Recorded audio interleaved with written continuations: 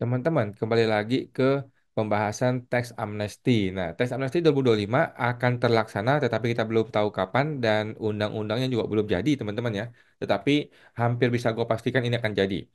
Oke, ini ada informasi dari kasus koruptor ya, di mana koruptor yang sudah divonis ya, Helena Lim, dan ternyata dia diselamatkan oleh teks amnesti.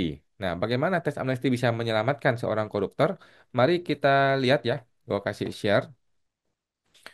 Ini adalah berita dari Tempo ya, dari Tempo. Hakim minta jaksa kembalikan aset Helena Lim yang disita karena pernah ikut teks amnesti.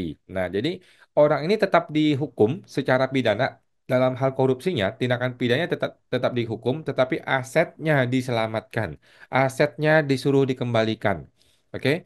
Berbeda dengan Harvey Mois. Kalau nggak salah Harvey Mois nggak selamat ya. Kalau harta dia itu diambil semua, yang bisa diambil diambil semua. Tapi kalau Helena Lim, kalau nggak salah ya, diminta kembaliin. Dalam persidangan, Helena Lim mengklaim harta yang ia miliki telah divalidasi lewat teks amnesti maupun surat keterangan harta bersih. Oke?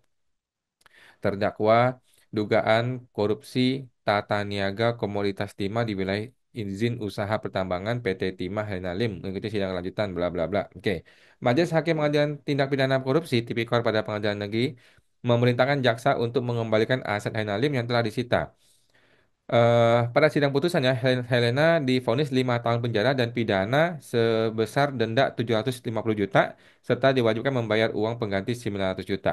Helena dinilai terbukti membantu Harvey Mois melakukan tindak pidana korupsi dan tindak pidana pencucian uang lewat perusahaan money changer miliknya ya PT Quantum Skyline Exchange.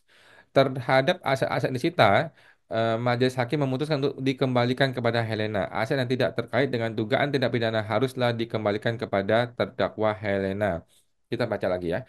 Aset yang tidak terkait dengan dugaan tindak pidana haruslah dikembalikan kepada terdakwa Helena.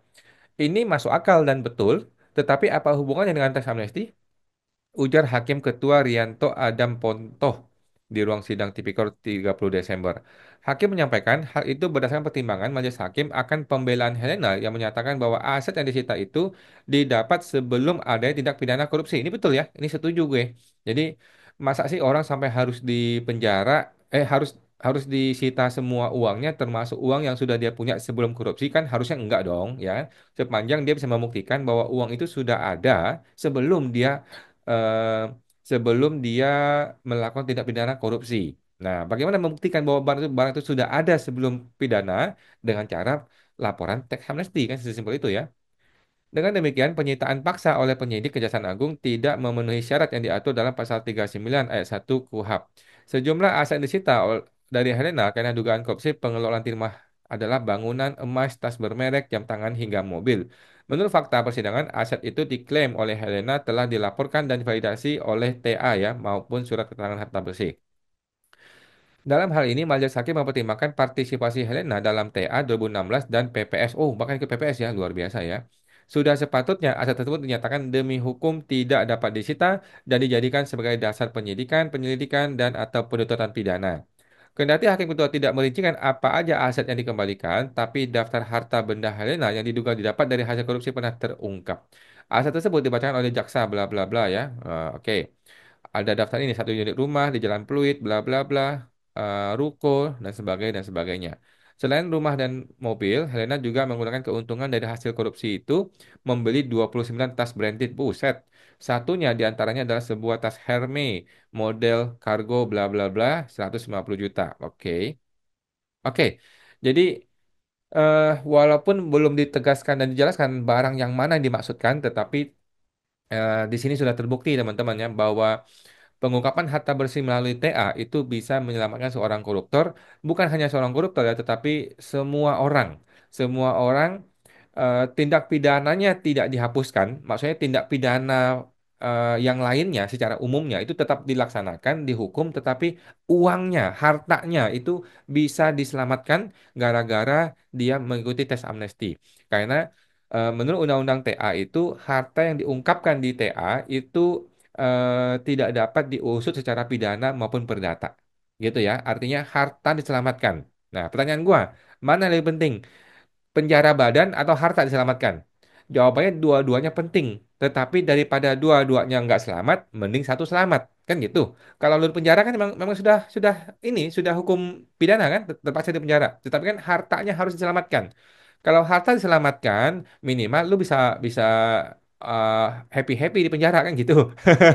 Atau setelah lu keluar penjara, lu nggak pusing, duitnya banyak, masih ada, gitu kan teman-teman ya.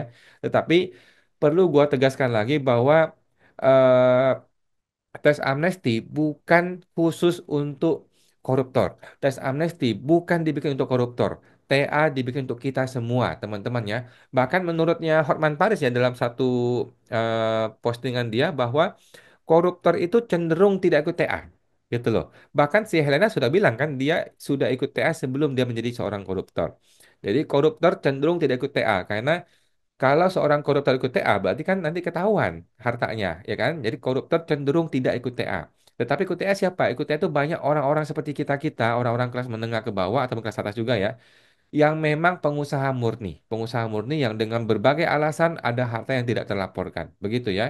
Jadi TA tidak sengaja khusus untuk koruptor, tapi untuk semua orang.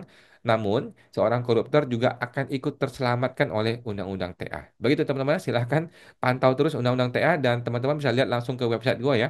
Website gua www.ta2025.com ya, ta2025.com untuk tahu update-update terbaru mengenai teks amnesti ini. Sampai jumpa, semoga terbantu.